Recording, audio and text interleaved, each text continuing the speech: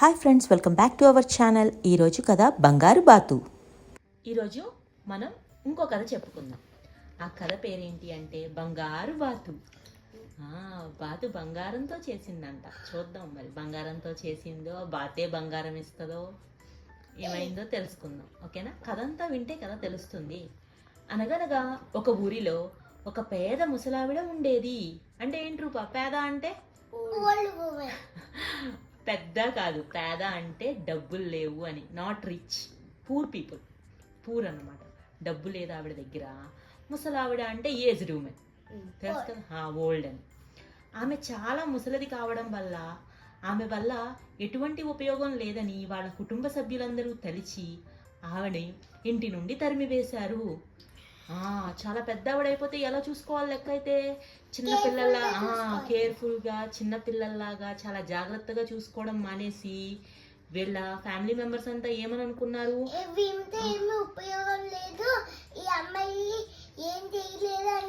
బయటికి పంపించేశారు. ఇది కరెక్ట్ అయిన పనేనా? ఎప్పుడు అలాంటి పని చేయకూడదు. ఆవిడ వయసులో ఉన్నప్పుడు వాళ్ళ పిల్లల కోసం చాలానే చేసి ఉంటుంది కదా.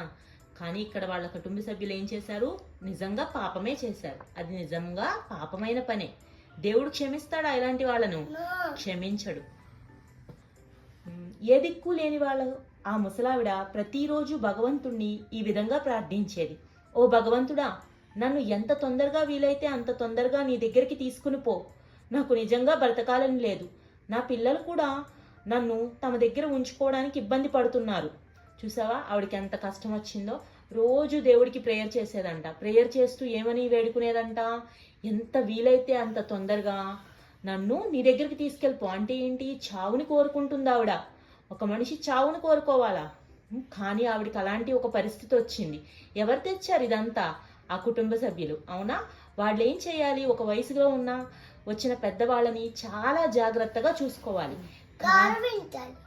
గౌరవించాలి. గౌరవంతో పాటు వాళ్ళకి కేర్ఫుల్ గా చాలా జాగ్రత్తగా చూసుకోవాలి.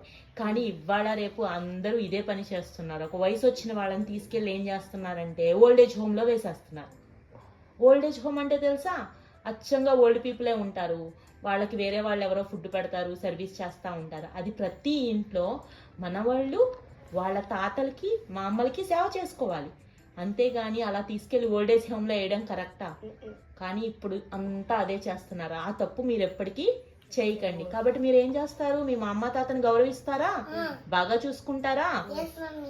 గౌరవం ఇవ్వాలి. వాళ్ళకి ఏం కావాలో చూసుకోవాలి. టైం టు టైం వాళ్ళు ఏది అడిగినా ఇవ్వాలి. పాప మీ పెద్ద ఆవిడ ఏమని ప్రేయర్ చేస్తుంది? ప్లీజ్ దేవుడా, నన్ను నీ దగ్గరికి తీసుకెళ్ళిపో. నాకు అలా తీసుకెళ్ళిపో అంటుంది. నాకు బ్రతకాలని లేదని చెప్పి ఏడుస్తుంది. ఏడుస్తూ ప్రార్థన చేస్తుంది. ఎందుకంటే ఆవిడ పిల్లలు ఆవిడని ఇష్టపడట్లేదు. ఎందుకంటే వయసు అయిపోయింది ఇంట్లో. ఒకరోజు ఆ ముసలామె తన ఇంటి తలుపు తెరవగానే తనకు ఎదురుగా ఒక విచిత్రమైన బాతు కనిపించింది. ఆవిడంట ఎర్లీ మార్నింగ్ లెగిసి తలుపు తెరవగానే ముగ్గేద్దామనో ఏదో పని మీద ఎవరు ప్రత్యక్షమయ్యారు? ఒక బాతు కనిపించిందంట. ఆ బాతు చాలా విచిత్రంగా ఉందంట. అందుకే ఆవిడ సర్ప్రైజ్ ఫీల్ అయింది. మామూలు బాతులా ఉంటే ఏమీ అనుకునేది కాదు. అప్పుడు ఇంకా విచిత్రమైన విషయం ఏంటంటే ఆ బాతు మాట్లాడడం మొదలు పెట్టింది. ఏమో మరి దేవుడే వచ్చారో ఇంకెవరైనా వచ్చారో. ఆ బాతు అంట నోరు తెరిచి మాట్లాడడం స్టార్ట్ చేసిందంట. ఏమనంటుందో వినండి.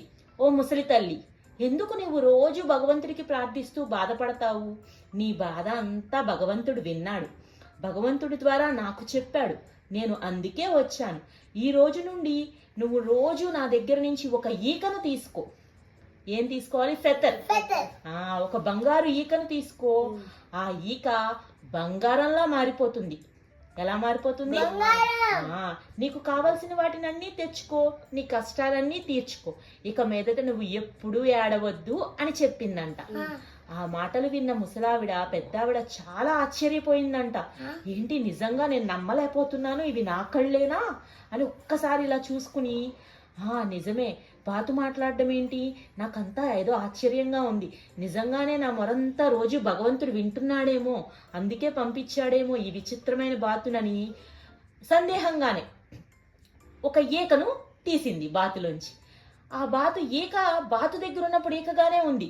ఎప్పుడైతే ఈ పెద్ద ఆవిడ చేతిలోకి మారిందో బంగారం అయిపోయింది. ఆవిడ నిజంగా ఆశ్చర్యపోయింది. ఈ విషయం ఆ నోట ఈ నోట పలికి అందరికీ తెలియడం మొదలెట్టింది. అప్పుడు ఈ విషయం ఎవరికి తెలిసింది అంటే ఆ కుటుంబ సభ్యులు ఉన్నారు కదా, వాళ్ళందరికీ తెలిసింది. తెలిస్తే నిజమా అని ఆశ్చర్యపోయి అందరూ ఈవిడ దగ్గరికి పరిగెత్తుకుంటూ వచ్చారు.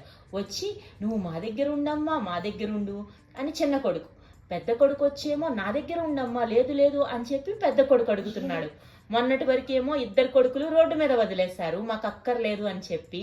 ఎప్పుడైతే ఆవిడ దగ్గర ఇక బంగారంగా మారిపోతుందని తెలిసిందో, ఇలా కొన్ని రోజులు జరిగిందో, వచ్చి ఇప్పుడేమని కొట్టుకుంటున్నారు, నాకు మా అమ్మ కావాలి అంటున్నారు.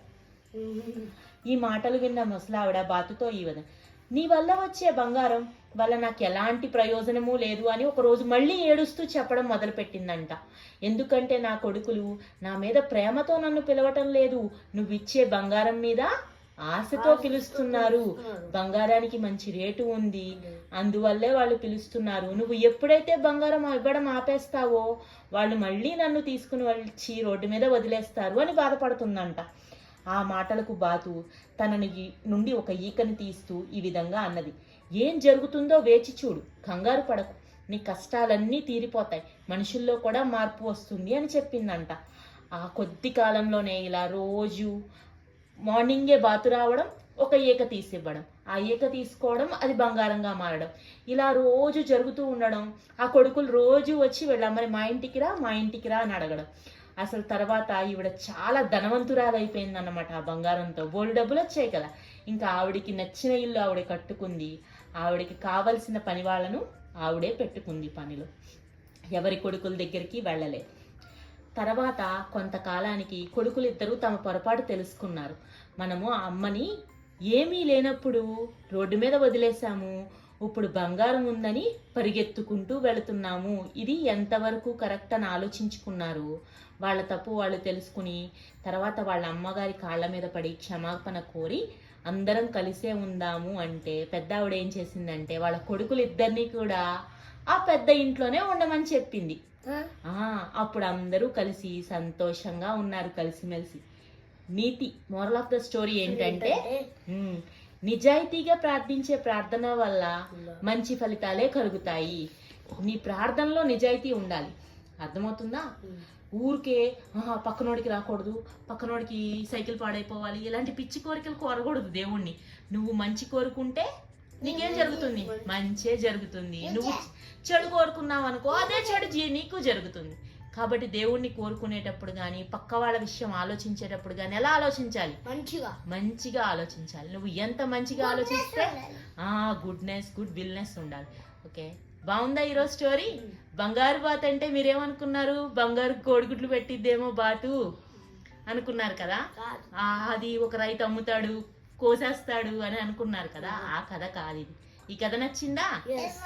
రేపు ఇంకో కథ చెప్పుకుందామా? Thank you. Bye-bye. Good night.